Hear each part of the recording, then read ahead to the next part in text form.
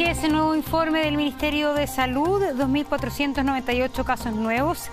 Va en baja el reporte de casos nuevos y 167 fallecidos en las últimas 24 horas hasta el momento. Entonces, 5.920 personas han perdido la vida producto del coronavirus desde que se produjo la primera muerte en nuestro país. Estamos ya con panel político. Son las cifras que entrega el MinSal, que las vamos a analizar ahora con nuestro panel de médicos. Así es. Nuestro panel de médicos. ¿Se veía contento el subsecretario Zúñiga ahora que va a ganar más que el ministro París con la nueva tabla? Con la nueva tabla que salió ahora, y Paula Daza también. Esa es la situación política y de sueldos que va a quedar después de la tabla que vimos.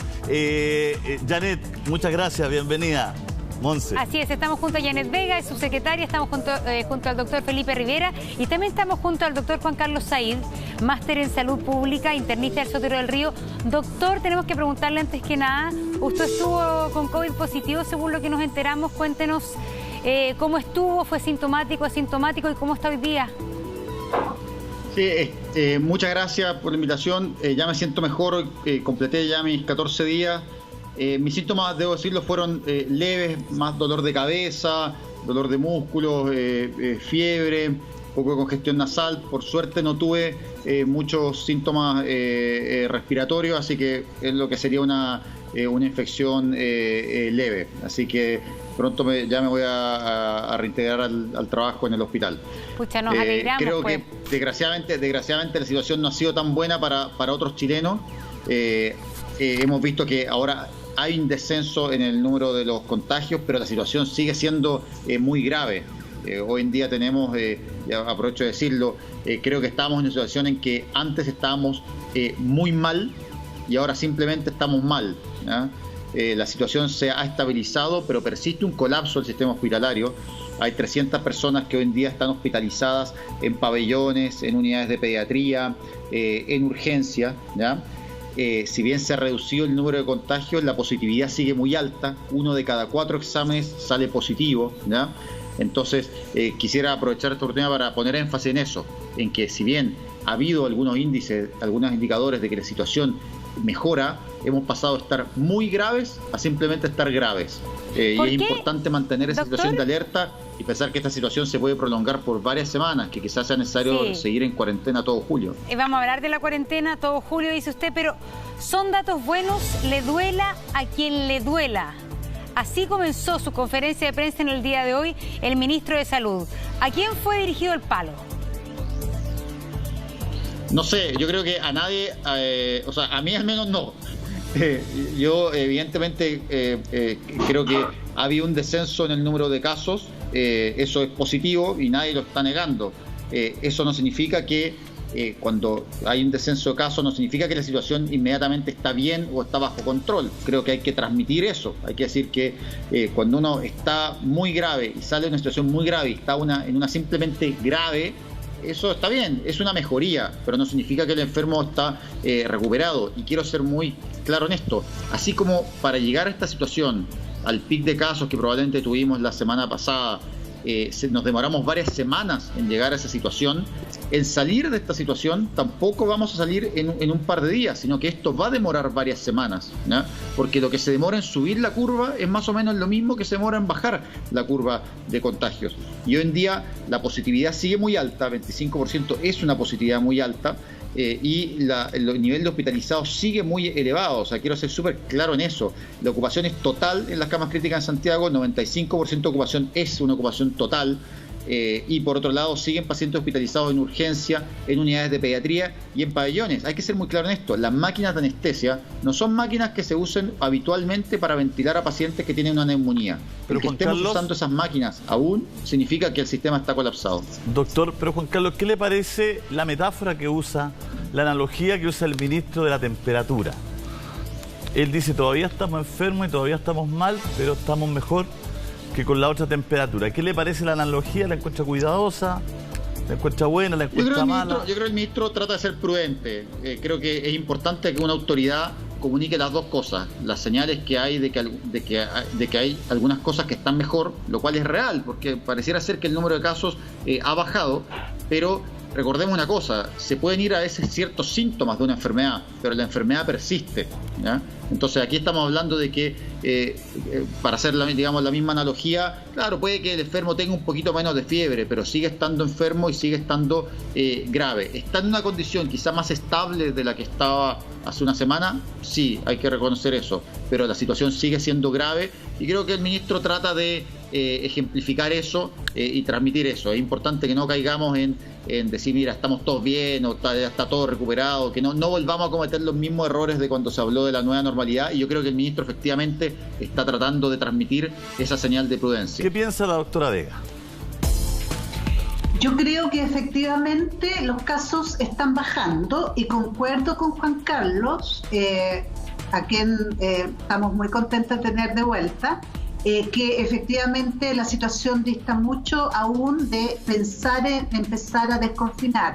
Hay indicadores internacionales que se usan. El primer indicador que se usa es que 50% de las camas, no más de 50% de las camas de UCI estén ocupadas por pacientes por COVID, y en este momento tenemos un porcentaje mucho mayor, pero además tenemos pacientes que están en la urgencia, quiero decir, en los pabellones y también en pediatría ventilada. Por lo tanto, estamos lejos de eso. Y el segundo indicador, que es un indicador importante, es que el porcentaje de positividad tiene que estar bajo alrededor de 7%, diría yo 8%. Por lo tanto, nos queda. ¿Es una buena señal? Sí, es una buena señal que estemos bajando. Recordar, sin embargo, que esta baja no es igual en todo el país. Estamos bajando en la metropolitana, pero tenemos otras regiones que todavía vamos en alza. Pongámonos positivos y optimistas. Pensemos que mantenemos esta situación. Aquí lo más importante en estos momentos es mantener la cantidad de test. Y eso a mí me preocupa. Porque, ¿qué es lo que ocurre? Lo que ocurre es que como la indicación de test es solo aquellos casos sintomáticos, lo que en la práctica va a empezar a pasar es que van a haber menos casos sintomáticos. Pero lo crítico es mantener los 20.000 test, que es lo que deberíamos mantener de manera permanente, y empezar a ampliar el testeo a testeo poblacional, a personas que son contacto, a personas que están en grupos de riesgo, porque eso es lo que nos va a permitir ir armando la trazabilidad para que no volvamos a empezar de nuevo a subir. Entonces, en estos momentos la tarea más importante es mantener la cuarentena tal cual por el tiempo que nos quede y empezar a armar con mucha fuerza la estrategia de trazabilidad, y por eso que ha habido tanta insistencia en los últimos días en esta necesidad. Vamos a hablar de la estrategia de trazabilidad, que es complejo, pero doctor Rivera, ¿cómo está? Buenos días. Hola, mantener días. La cuarentena, el doctor Said decía todo julio. Yo sé que es difícil, pero si uno ve cómo se comportan las curvas, lo que se ha pasado en otros países, hay que hacerse a la idea que para que esto siga funcionando bien, tenemos que permanecer al menos en las comunas donde ha habido más incidencia de coronavirus 4 semanas más de cuarentena.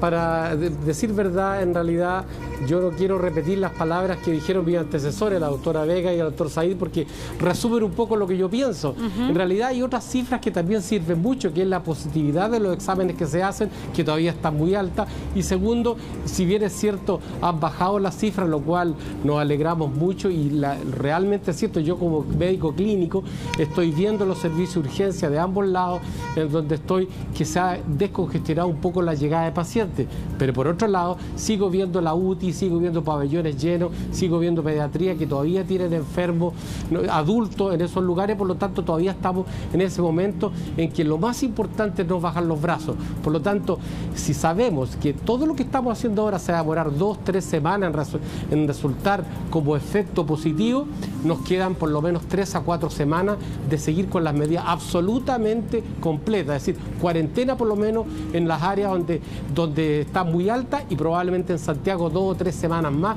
de cuarentena, salvo que las cifras cambien dramáticamente, cosa que no creo, porque no hay que olvidar que sigue falleciendo gente en la parte de la bajada de la curva y tal como dijo la doctora Vega, esto es un proceso muy lento que se va a demorar por lo menos un mes más y si no más a llegar a cifras racionales en las cuales podamos sentirnos más tranquilos. Y por otro lado, el manejo de los asintomáticos tremendamente importante. Hay que hacerse la idea de 3, 4 semanas más entonces. Pero ¿sabes qué, Monse? Algo que comentamos ayer, ¿sabes qué me pasa a mí? Que ahí pegamos una discusión con el doctor Bernucci, está la doctora Vega también, que ¿sabe qué? No encuentro una locura la forma de comunicar al doctor París y le encuentro en mucho sentido razón porque el país no es una clínica. Entonces, lo que él ha tratado de decir es, estamos mal, todavía estamos mal, pero su esfuerzo chileno de quedarse en la casa, exacto, su esfuerzo de empresa, de no mandar a la gente a trabajar, su esfuerzo, señor fiscalizador, de hacerlo mejor, está dando pequeños resultados. Seguimos graves, pero también hay una ahí porque somos seres humanos. El país no es una clínica, un hospital donde uno pueda tomar. Entonces, creo que en ese sentido no sería tan duro como han sido algunos con el ministro, en el sentido de querer decir, oye, seguimos graves. Pero es que ayer estaban durísimos los que estaban acá, digamos. Entonces, seguimos graves, pero porque yo creo que, y aquí le paso la palabra a Juan Carlos para seguir el orden, porque yo creo que es muy importante el discurso con la acción. Cuando el exministro Mañalich decía la nueva normalidad, el regreso seguro, se condecía con estas cuarentenas activas, ¿no es cierto? Se condecía con que vuelvan los funcionarios públicos, ¿cuándo van a volver los estudiantes? Se condecía con cero fiscalización a las empresas. Entonces, había también una forma de actuar que era distinta. Entonces, acá yo veo que hay una forma de decir, oye, sigamos apretando el cinturón, sigamos haciendo el esfuerzo, pero tenemos pequeños resultados. No sé qué piensas, Juan Carlos, con respecto a eso. Yo creo efectivamente que uno siempre, cuando comunica a un paciente, le tiene que decir efectivamente qué cosas están mal, pero también darle señales de esperanza si las hay efectivamente. Y creo que hay señales de esperanza y es correcto que el ministro transmita eso. Creo que está usando un tono prudente y me parece adecuado. También lo que me parece más adecuado, que efectivamente el informe, el reporte se centre también en hablar de la trazabilidad. Yo creo que eso es algo que echamos de menos antes, que ojalá hace 2 meses, hace 3 meses, en vez de estar discutiendo acerca de los ventiladores, estuviéramos conversando en el reporte, bueno, ¿dónde está el programa de trazabilidad? Ahora el ministro lo ha propuesto, creo que es un programa positivo y que es la clave para poder salir de esto, no solo para controlar la pandemia ahora, sino para retomar la vida normal. La única forma de retomar la vida normal es que los test se tomen a los pacientes, no solo con síntomas, sino a los asintomáticos también. Que el resultado se entregue rápido, que se entregue antes de 48 horas y que los contactos sean ubicados también en no más de 72 horas. Esos elementos son clave para poder cortar la cadena de contagio, que no se contagien más chilenos y que efectivamente podamos retomar a la normalidad. Para que te hagas una idea, César, diagnosticar, trazar y aislar es tan efectivo como una vacuna, ¿ya? O sea, es una forma que reduce los contagios, es una forma tan efectiva como si tuviéramos una vacuna. ¿Cuál es la diferencia? Que es una vacuna que está disponible ahora, es algo que el gobierno puede implementar ahora. ¿Y cómo lo puede implementar? Aumentando los trazadores, creando una plataforma unificada que permita seguir desde el diagnóstico hasta el trazado de los contactos, claro, y que vamos a tener reportes y medir cómo mejoramos. Yo creo que eso es clave, pero también yo no puedo ser chueco como periodista o como ser humano de no encontrar que hay cosas que sí se están haciendo bien y cuestiones que... Porque nosotros con la Monse lo hemos vivido en carne propia. Por ejemplo, en 3 meses a mí nunca me fiscalizaron. En 6 días me han fiscalizado 3 veces. Mis familiares tienen empresas, nunca la fiscalizaron. En la última semana lo han fiscalizado a todos la PDI. Entonces, claro, también nos ha ido mejor porque le hemos puesto también más color ahora. O sea, la autoridad se ha puesto un poco más firme y a las empresas la está fiscalizando y están en más lugares de control y se está haciendo mejor la pega. Entonces, por eso digo que el discurso también tiene que generar un poquito de ilusión en las personas, Monse. Así es, vamos a seguir conversando, son las 12:20 minutos, nos vamos a ir a la pausa comercial, pero antes contarles que hoy más que nunca es importante cuidar la naturaleza. El llamado que está haciendo la autoridad es a testearse. En ese sentido es distinto que en un comienzo, cuando teníamos menos test disponibles, decían solo testéese en caso de que tenga síntomas, de que haya estado con alguien con coronavirus. Hoy, ¿cuál es el llamado a la gente respecto a los test? ¿Cuándo testearse? ¿Cuándo acudir a un centro de salud? ¿En qué medida hay que y cómo se puede, lo que señalan ustedes, aumentar la capacidad de testeos y la población colaborar con eso? Janet. Bueno, aquí hay dos estrategias que son básicas. La primera estrategia es que hay que ya empezar a testear en grupos de riesgo. ¿Cuáles son los grupos de riesgo? Aquellos grupos, por ejemplo, que están en lugares de ancianos, en cárceles, en lugares donde viven personas en conjunto. Y esa es una estrategia que tiene que armar probablemente la atención primaria y empezar a recorrer y a rastrear como una especie de operación rastrillo. Y lo segundo es que hay que ser súper claro con las personas de que cualquier síntoma, pero si además ha sido contacto de alguien, que acuda inmediatamente a testearse aunque esté asintomático. El cambio mayor en este momento es que los contactos asintomáticos hay que empezar a testearlos ya. Y insisto yo en esto, que es muy importante, 20.000 test es lo que nosotros deberíamos sostener. Por lo tanto, no es buena noticia que los test bajen, aunque sigan bajando los casos. Esa va a ser nuestra norma por los próximos meses. Pero acá dice Juan Carlos Said, hoy día el subsecretario dijo que hay 23.000 test disponibles, capacidad para 23.000, sin embargo se realizaron 10.000. Felipe, le toca. Sí, o sea, efectivamente se han realizado menos exámenes. Yo creo que eso demuestra que efectivamente nuestra estrategia de exámenes marca el paso de la pandemia en vez de ir adelante de ella. Es decir, hoy en día no tenemos una estrategia activa, entonces bajan las consultas a urgencia y baja nuestra capacidad de testeo. Hay que salir a buscar a pacientes, no necesariamente en los hospitales. Creo que acá lo que hay que hacer es habilitar lugares más masivos de testeo. En algunos países, por ejemplo, se habilitaron incluso carpas, lugares fuera de los hospitales donde se podía testear a pacientes que tenían pocos o ningún síntoma, de modo de escalar masivamente la capacidad de testeo y que, sin importar que bajen los casos, el número de exámenes que tomemos se mantenga constante. Si no hacemos eso, vamos a seguir marcando el paso de la pandemia en vez de ir adelante de la pandemia y vamos a ser reactivos en vez de estar avanzando. Entonces creo que eso es muy importante, que no perdamos ese tranco y que se sigan tomando 20.000 exámenes, que no bajemos ahí los brazos. Doctor Rivera. Sí, dígame. Mire, en realidad yo pienso exactamente lo mismo. Yo no quiero dejar pasar una cosa que dijo JC, ¿no es cierto? Julio César Rodríguez. Muchas gracias y ya por los estoy JC, absolutamente de acuerdo. Aquí nosotros hemos visto un cambio de mentalidad, de estrategia, de criterio, de apertura en un ministerio que cambió radicalmente y gracias al funcionamiento de eso, al funcionamiento de la gente, la cosa ha mejorado. Pero por otra parte, hace mucho tiempo que nosotros dijimos que aquí la estrategia de hacer test a todos, ir a los centros, ¿no es cierto?, en los cuales hay aglomeración de gente, a las casas de reposo, a las cárceles. No quiero cometer una infidencia, pero el traslado de personas de un lado a otro es lo que ha provocado una crisis, ¿no es cierto?, importantísimas de nuevos contagios, que yo creo que las noticias que están todavía en desarrollo, que se van a saber. Doctor Rivera, al respecto, en ese sentido. Sí. Doctor, hay un titular en el Hoy por Hoy que hace parecer fantasma, digamos. Dice, Minsal insistió en que hay una ley de mejoría y dijo que la moneda revisará el domingo los confinamientos. ¿Qué opina usted? Porque al parecer estamos todos en la sintonía, que hay que seguir un poquito más apretándose el cinturón.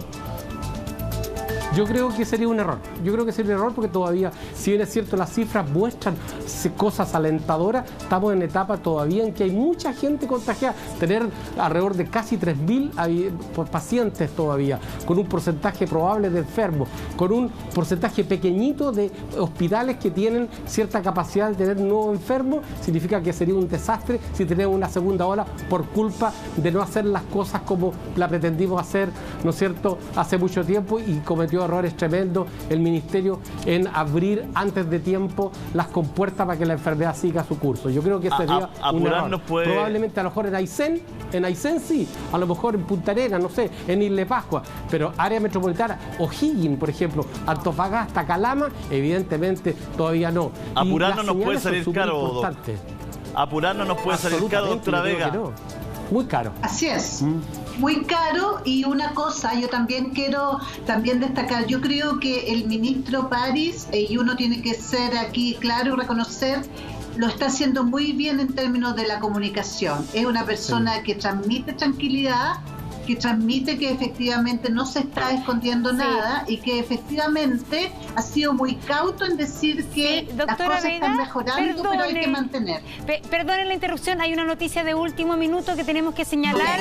Así es, ha fallecido Ángela Jeria, la madre de la expresidenta Michelle Bachelet, una mujer, por cierto, que es pilar y que ha sido pilar fundamental en la vida de la expresidenta. A los 93 años ha muerto entonces Ángela Jeria en el hospital de La FAT y según las informaciones que se han dado a conocer hasta el momento, su deceso no estaría relacionado con coronavirus. Una mujer entonces de 93 años, Ángela Jeria, viuda, por cierto, del general Bachelet, general de la Fuerza Aérea y madre de la expresidenta Michelle Bachelet. A los 93 años ha muerto entonces Ángela Jeria, esta mujer que, como decíamos, fue durante los dos gobiernos de Michelle Bachelet y durante su vida en general un apoyo fundamental para la expresidenta, tanto en labores familiares también como muchas veces en labores oficiales, en especial en el primer gobierno de Michelle Bachelet. Muchas veces fue Ángela Jeria la que la acompañó en viajes y en distintas funciones presidenciales. Quizás Monse, Janet Vega, podría decir unas palabras, ¿quién mejor que ella que trabajó junto a la presidenta, Janet? ¿O la pillamos muy de sorpresa? No. Bueno, primero las condolencias a la presidenta Bachelet, todos los que hemos trabajado con ella, también hemos conocido a la señora Ángela. La verdad es que ella fue una mujer extraordinaria y un puntal para la presidenta. La cercanía de la presidenta con su madre era realmente algo muy increíble y ella mantuvo su lucidez y su sagacidad siempre. Fue un gran apoyo para la crianza de su hijo desde todo punto de vista, así que la verdad, presidenta, yo sé que usted probablemente no va a estar viendo esto, pero y por casualidad me toca a mí estar acá, pero estoy seguro que todos los que hemos trabajado con usted la acompañamos en su dolor y estamos muy tristes porque es una pérdida de verdad para todo el país. Sin duda también una pérdida difícil, me imagino, por lo que la expresidenta está en este momento en Nueva York y está lejos, entonces ha estado lejos durante estos días. Habría sido el miércoles recién que habría sido internada la madre de la expresidenta Bachelet y nos imaginamos entonces que estará pronta a regresar a nuestro país Michelle Bachelet para las exequias y los funerales de Ángela Jeria. Una mujer que, como decía Janet Vega, estuvo muy presente y es por eso que nuestro país la conoce. Estuvo muy presente porque conocemos su historia de viudez, también de víctima también del exilio, de todo lo que implicó la muerte de su marido, el general Bachelet, pero también una mujer que en las entrevistas de ella mostraba una entereza de espíritu impresionante, una capacidad de reconciliación muy impresionante y también, como decía la doctora Vega, un pilar fundamental en lo que ha sido la carrera política de Michelle Bachelet. Ella misma ha dicho que sin el apoyo de su madre no habría podido llegar a ser presidenta de la República. Claro, y el país yo creo que la conoció en el primer mandato de la presidenta Bachelet porque se transformó en un personaje. Muchas personas, ¿no es cierto?, acudían a entrevistas con ella, a sus comentarios, todo participó en algunas actividades públicas, así que por eso la gente la conoce y la reconoce, ¿no es cierto? Hay ya algunas reacciones en las redes sociales. Ahí Soledad Alvear ha escrito que triste el fallecimiento de la señora Ángela Jeria, una gran mujer inteligente y serena.